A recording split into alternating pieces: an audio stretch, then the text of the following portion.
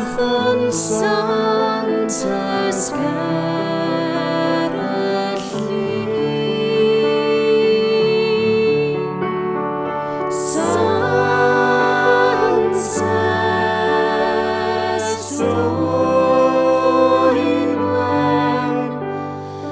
Santes cariadon fi'n gwella clwyfau cariad.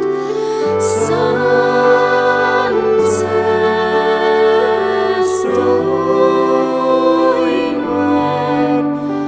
fe gofion ni o'i diwrnod hi. Dos am dro i Ynys Llanddwyn, lle tereuliodd hi ei hoes, ac fe weli ei ffredferthwch.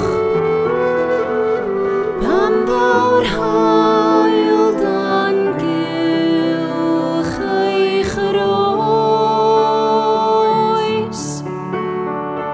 Santes